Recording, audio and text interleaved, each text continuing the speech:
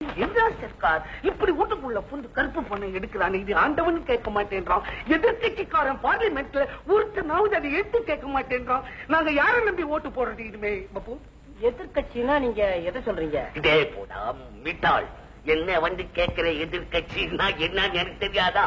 சர்க்கார் எவ்வளவு நல்லது செஞ்சாலும் அதை எடுத்துக்கிட்டு இருக்கிறவனுக்கு பேரு எதிர்கட்சின்னு பேரு. சார் நீங்க என்ன சொல்றீங்க?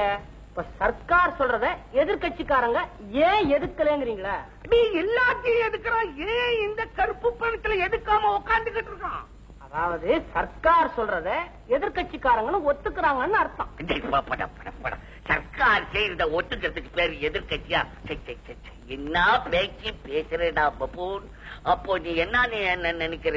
உழைச்சி எங்களை சாப்பிட சொல்றியா? உழைச்சி சாப்பிட்டு எவனாவது உருப்பிட்டு இருக்கானா? அவன் ஏதாவது பணம் சேர்க்க முடியுமா? எங்களுக்கு பகவான் மண்டையில பெரிய மிளை கொடுத்திருக்கிறோம். அதை வச்சுக்கிட்டு நாங்க என்னென்னமோ டெலிகேஸ் பண்ணி சம்பாதிச்சு நிறைய எக்கச்சக்கமா வச்சிருக்கிறோம். அதை போய் கருப்பு பண்ணணும்னு பூந்து உள்ள வந்து பிடிக்கிறான்னு நியாயமா? அப்ப பணக்காரன் எதிர்காலம் என்ன ஆமா? அவன் கதி என்ன? சார் இந்த நாட்டுல உங்களையும் சேர்த்து மொத்தம் எத்தனை பணக்காரங்க இருப்பாங்க? என்ன ஒரு 40-45 பேரு இருப்பாங்க. இந்த நாட்டினுடைய ஜனத்தொகை என்ன? அது வதவதுன்னு இருக்கு. நிமிஷத்துக்கு 20 குழந்தைங்களை பேக்குறாங்களா? படிச்சிருக்கிறேன். நான் கணக்கு சொல்றேன். 45 கோடி மக்கள்.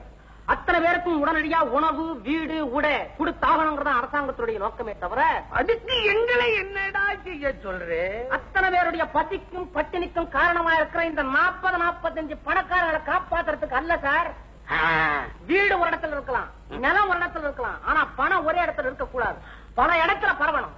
ஏழை மக்களுடைய வாழ்வை வந்து பரிமளிக்க செய்யணும். தொழிற்சாலைகள் உண்டாகணும். இதுதான் சார் அரசாங்கத்துடைய நோக்கமே. முடிவாய் போச்சா? பாருங்க, அரிசி கிடைக்கிறாங்கிறதுக்கு ஜனங்களே உள்ள பூந்து எடுத்துட்டு போனாங்கல்ல, அதே தப்பு இந்த பண விஷயத்துல ஏற்பட்ட கூடாதுங்கிறதுனாலதான் அரசாங்கமே உங்களுக்கு பாதுகாப்பா இந்த ஏற்பாடு செஞ்சு வச்சிருக்கு. என்னமோ பாதுகாப்புன்னு நீ சொல்ற. இது ரிஷிகள் பிறந்த நாடு, முனிவர்கள் பிறந்த நாடு. கருப்பு பணத்தை யாரும் தொடக்கூடாது, அதான் நான் சொல்லுவேன். ஏன் உங்க குரல் குறையுது? நம்ம கிட்ட ஏதாவது கருப்பு பணம் இருக்கா? யாரா சைத்தான் எங்க கிட்ட இருக்கான்னு மெதுவா கேக்குறே. நாங்கள் ராஜாக்கள் பரம்பரை, எக்கச்சக்கமா சேர்த்து வச்சிருக்காங்க.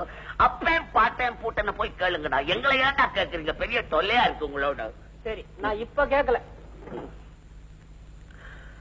பணக்காரன் இனிமே தூங்க முடியாது போல் இருக்கு.